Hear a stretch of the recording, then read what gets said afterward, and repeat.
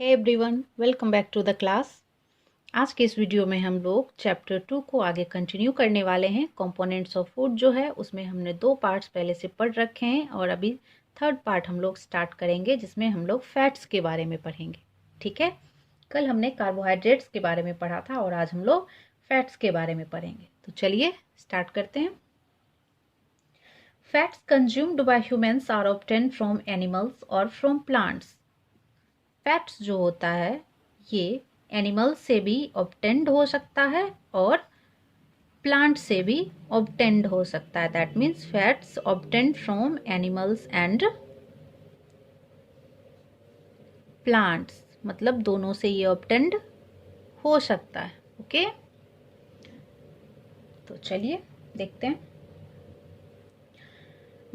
Fats में क्या क्या है। जैसे कि मस्टर्ड ऑयल हो गया, ग्राउंडनट ऑयल हो गया, जितने भी ऑयल्स वगैरह हो गया ना, ये सब फैट्स ही होते हैं। ठीक है, सम इनविजिबल और poorer source of fat in our diet include meat, fish, eggs and nuts. मतलब हम जो भी डाइट में जैसे कि meat, fish, eggs and nuts लेते हैं ना, इसमें इनविजिबल रूप से फैट कंक्लूडेड रहता है। ठीक है, हमें दिखता नहीं है बट उसमें फैट्स रहते हैं। ज़्यादा अमाउंट में नहीं रहते हैं, थोड़े अमाउंट में रहते हैं बट रहते हैं। ठीक है, फैट्स ऑन डाइजेशन और respiration produce more energy than carbohydrates. Fats का पहला टॉपिक ये हो गया, पहला ये इम्पोर्टेंस हो गया कि ये मोर एनर्जी, जब हम लोग फैट्स इंटेक करते हैं उसके बाद जब इसका डाइजेशन होता है तो it's produced more energy than carbohydrate. मतलब ये कार्बोहाइड्रेट्स की अपेक्षा ज़्यादा एनर्जी देता है हमारे बॉडी को, ज़्यादा एनर्जी प्रोवाइड करवाता है। ठीक है, तो फैट्स का इतना इंपॉर्टेंस होता है हमारे बॉडी में। Our body stores the excess energy in the form of fat. जब हम लोग खाना खाते हैं और ज़रूरत के अपने बॉडी के रिक्वायरमेंट के से ज़्यादा मात्रा में खाना खा लेते हैं तो ये जो एक्सेस एनर्जी होता है ना, ये फैट के रूप में हमारे बॉडी में स्टोर हो जाता है। ठीक है, तो सेकेंड बात ये हो गई कि एक्सेस एनर्जी जो होता है stored in the form of fat.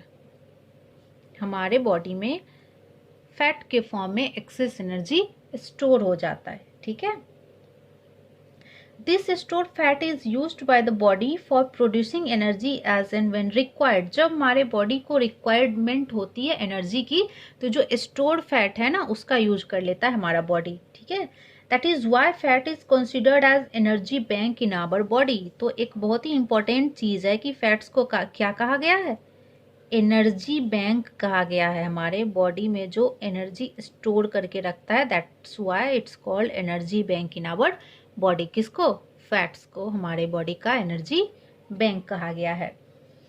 Access of fat in the food gets deposit in our body. A small quantity of fat deposit in our body provides cushion to the body organs and protect them from injury. जब देखते हो बहुत ज़्यादा पतले दुबले लोग होते होंगे और बहुत सारे मोटे होते हैं लोग, तो जो पतले दुबले लोग होते हैं ना, दैट मीन्स उनके बॉडी में फैट स्टोर्ड नहीं है।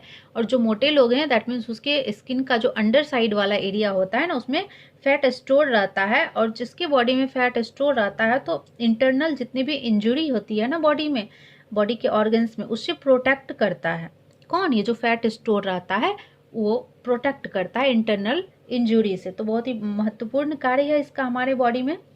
Fat on our body also prevent heat loss. हमारे बॉडी से जो हीट लॉस होता है उसको प्रिवेंट करता है। हमारे बॉडी सरफेस के द्वारा जो हीट लॉस होता है हमारे बॉडी का, तो आपने एक चीज़ गेस किया होगा कि जो बहुत ज़्यादा पतले दुबले लोग होते हैं उनको ठंड बहुत ज़्यादा लगती है ना। और जो मोटे लोग होते हैं जिनके बॉडी में फैट स्टोर रहता है उसके स्किन के अंडर साइड में, उन्हें उतनी ज़्यादा मात्रा में ठंड नहीं लगती है और गर्मी के मौसम में उन्हें गर्मी बहुत ज़्यादा लगती है ना। ये आप लोग ऐसे कर सकते हो, किसी से पूछ करके ये आइडिया ले सकते हो कि क्या सच में ऐसा होता है या फिर नहीं होता है, बट ऐसा होता है।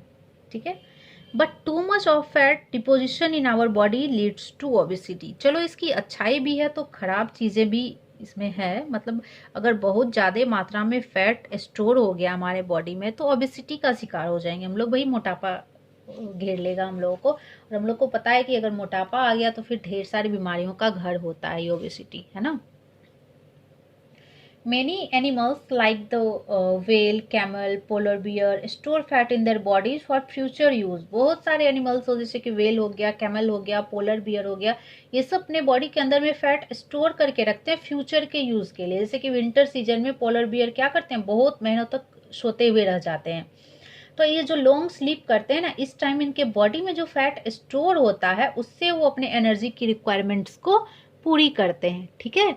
तो बहुत सारे एनिमल्स होते हैं जो कि स्टोर करते हैं फैट को अपने बॉडी में, store fat for future use, मतलब फ्यूचर में उसको यूज करेंगे, ऐसे स्टोर करते हैं फैट्स को अपने बॉडी में, ठीक है।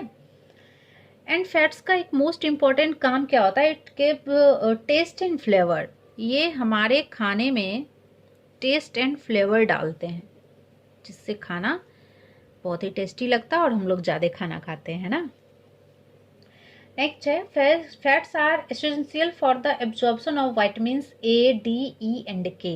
फैट्स का एक महत्वपूर्ण काम है कि एब्जॉर्प्शन करता है किसका, vitamins A, D, E and के का। अब बताओ, अब कहोगे क्या क्यों फैट क्यों एब्जॉर्ब करता है, वाटर क्यों नहीं एब्जॉर्ब करता है। तो कुछ ये जो ए, डी, ई एंड के विटामिन्स का नाम लिया ना हमने, ये सब फैट सॉल्युबल विटामिन्स होते हैं, ठीक है। ये सब वाटर में सॉल्युबल नहीं होते हैं। विटामिन्स को भी अभी हम आगे पढ़ेंगे विटामिन्स के बारे में, तो उसमें हम लोग देखेंगे कि कुछ विटामिन्स जो होते हैं वाटर सॉल्युबल होते हैं और कुछ विटामिन्स जो होते हैं वो फैट सॉल्युबल होते हैं। तो फैट सॉल्युबल विटामिन्स होते हैं ए, डी, ई एंड के, इसीलिए इन सब का सॉल्युबिलिटी जो प्रक्रिया हमारे बॉडी में वो फैट्स के द्वारा होता है, ठीक है। तो आप लोग इसको टेस्ट करके भी देख सकते हो किसी भी फूड मटेरियल में कि टेस्ट ऑफ फैट्स कैसे हम लोग करते हैं, तो एक्टिविटी करके आप लोग देख सकते हो टेस्ट ऑफ फैट्स। जैसे कल हमने टेस्ट किया था किसका, कल हमने कार्बोहाइड्रेट का टेस्ट किया था कि कैसे पता लगाएं कि किसी भी फूड मटेरियल में कार्बोहाइड्रेट मौजूद है या फिर नहीं है।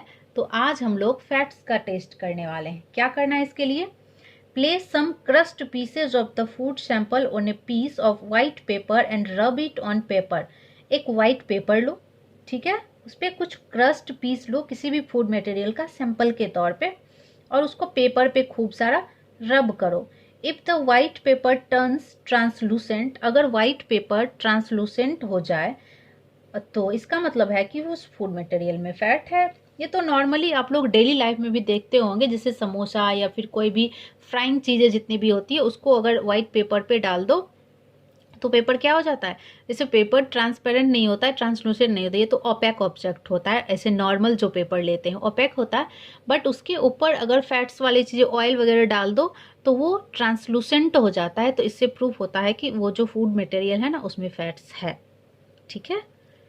तो आज के लिए इतना ही, कल हम लोग मिलते हैं नेक्स्ट टॉपिक के साथ। कल हम लोग प्रोटीन्स के बारे में पढ़ेंगे। तो आप लोग आई होप अच्छे से समझ गए होंगे फैट्स का हमारे बॉडी में क्या क्या काम है और फैट्स क्यों इम्पॉर्टेंट है, और इसकी खराब बातें भी हैं, वो सब भी। ओबेसिटी होता है इसके एक्सेस मात्रा में इसको इनटेक करने के बाद। तो मिलते हैं नेक्स्ट क्लास में, तब तक के लिए बाय एंड टेक केयर।